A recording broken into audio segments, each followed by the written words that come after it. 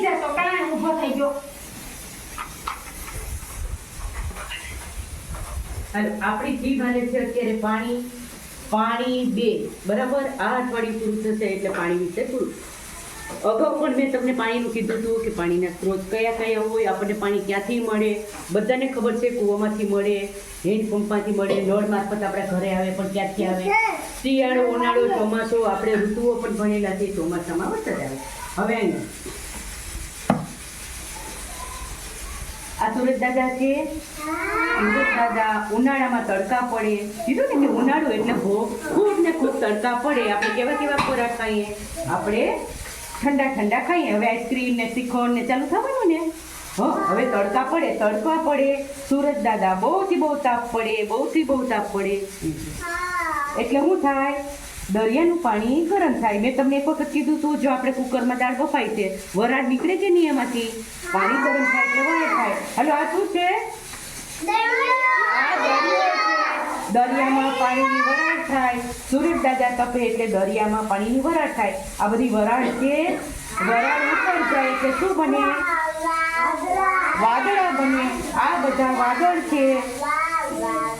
એ ભાઈ અવાજ નહીં. આરો મોટા બધા આંગળા કાઢ મોટામાંથી. આ બધા વાદળા એકઠા થઈ જાય. ઉનાળાના 4 મહિના જાય. 4 મહિના સુધી આકાશમાં પાણીના વાદળા પાણીનો સંગ્રહ કરે છે. પછી આ બધા વાદળા ક્યારે વરસે? ચોમાસામાં વરસે. તો વરસાદ પડે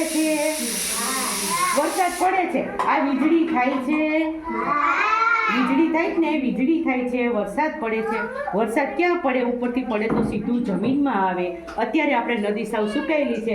વરસાદ આવશે એટલે બધું પાણી આવશે. હવે જે વરસાદ છે ક્યાં આવે છે?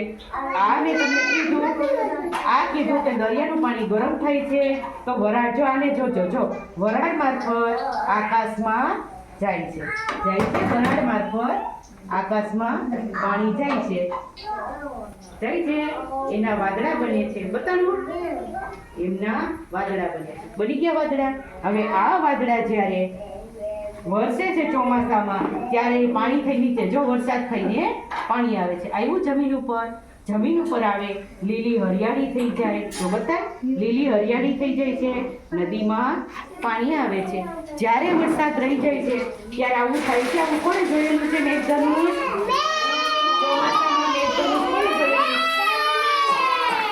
આવા એટલા રંગો છે ધનુષમાં. અને મેઘધનુષ આપણને ચોમાસામાં જ દેખાય. બરોબર. હવે આ નદી થાય. હવે નદીનું જે પાણી છે, જે આ નદીનું પાણી, એ પછી છેલ્લે ક્યાં જાય છે?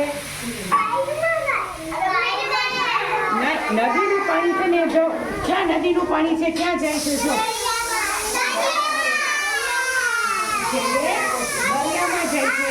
આ રીતે આપણું જળ ચક્ર છે. દરિયાનું પાણી વરાળ મારફત ઉપર જાય છે. વાદળા થાય છે.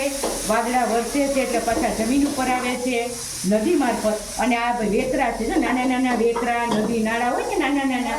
આપણા ગામના ચાપડી છે ને, વેતરો જાય કે નહીં? વેતરો જાય કે નહીં? ચોમાસામાં એમાં પાણી આવે. એ બધું પાણી ધીરે ધીરે ભેગું થતું ક્યાં જાય? નદીમાં જાય. અને વરસાદ વરસે તો શું થાય? જમીન લીલીછમ બની જાય. બધે હરિયાળી થઈ જાય. અને પાણી થાય તો પાણી કેમાં થાય? આ ચિત્ર છે વાડીમાં. આ કૂવાનું ચિત્ર છે. કૂવામાં. અને બીજું આ ડંકી છે. ડંકીમાં પણ પાણી થઈ જાય. કૂવા મારફત પાણી મળે અને ડંકી મારફત મળે. કૂવાથી પાણી ઉપલા મોટા ટાંકામાં જાય. મોટા ટાંકામાંથી આપણને નળ મારફત આવે. હવે ક્યારેક કહું કે આપણને પાણી ક્યાંથી મળે છે પીવાનું, તો નહીં કહેવાનું કે માટલામાંથી મળે. માટલામાં ક્યાંથી આવતું તો હોય ને. આ આપણું જળચક્ર છે. દરિયા મારફત સુરજ દાદા તાપે એટલે વરાળ થાય છે. દરિયામાં આકાશમાં જાય અને આકાશમાંથી પાછું આવી રીતે થાય. આ આપણું જળચક્ર સતત ને સતત ચાલ્યા.